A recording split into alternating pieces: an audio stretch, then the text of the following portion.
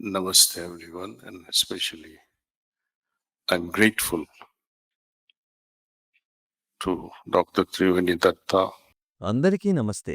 ముఖ్యంగా డాక్టర్ త్రివేణి దత్తా గారికి దేశ నిర్మాణంలో మన యువతకు సహాయపడేందుకై ఈ కార్యక్రమంలో పాలు పంచుకుంటున్నందుకు నా కృతజ్ఞతలు.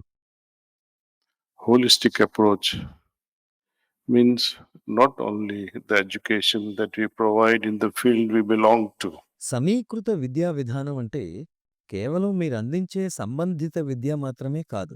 దానితో పాటు మిగిలిన అనుసంధానించబడిన అన్ని విద్యా విషయాలు కూడా. అవి మన జ్ఞానానికి తోడ్పడతాయి. ఉదాహరణకు కేవలం యోగా మాత్రమే మీకు ప్రశాంతతను కలుగజేయదు. ఆధునిక టెక్నాలజీలైన ఏఐ అంటే కృత్రిమ మేధ కూడా ఇక్కడ చదువుకునే ప్రతి విద్యార్థి artificial intelligence అలవర్చుకోవాలి.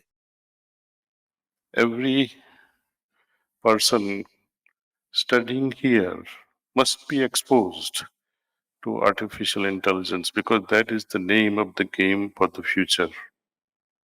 If you don't learn AI today, భవిష్యత్తుకు ఎంతో ఉపయోగపడుతుంది. ఇవాళ మీరు ఏఐ నేర్చుకోకుంటే మీరు వెనుకబడిపోతారు. దీని విషయంలో మనం ఇప్పటికే వెనుకంజలో ఉన్నాము. కాబట్టి కోర్సులను రూపొందించడానికి వేచి ఉండడంలో అర్థం లేదు. మీరు ఎక్కడ మొదలు పెట్టగలరో అక్కడే ప్రారంభించండి. వెనుకబడిపోవద్దు. in fact, this morning I was talking with one of the radiologists here, Dr. Agarwal. నిజానికి నేటి ఉదయం నేను రేడియాలజిస్ట్ డాక్టర్ అగర్వాల్ గారితో మాట్లాడేటప్పుడు ఆర్టిఫిషియల్ ఇంటెలిజెన్స్ వారి ఆసుపత్రిలో వినియోగించమని చెప్పడం జరిగింది. ఒక్కొక్కసారి మనుషులుగా మనం పొరపాటు చేసే అవకాశం ఉంది. అయితే ఆర్టిఫిషియల్ ఇంటెలిజెన్స్ ఏర్పాటు చేసినప్పుడు తప్పులనేవి అసలు ఉండవని కాదుగాని మానవ తప్పిదాలు గణనీయంగా తగ్గే అవకాశం ఉంటుంది. కనుక ఏఐ అనేది డాక్టర్లకే కాకుండా విద్యావేత్తలకు కూడా ఎంతో ప్రయోజనకారి. Lecturers today, they teach something from the books. నేటి అధ్యాపకులు పుస్తకాల నుండి బోధిస్తారు. Who knows, a decade back. అవి ఏనాడో దశాబ్దం క్రితం ముద్రించబడి ఉంటాయి.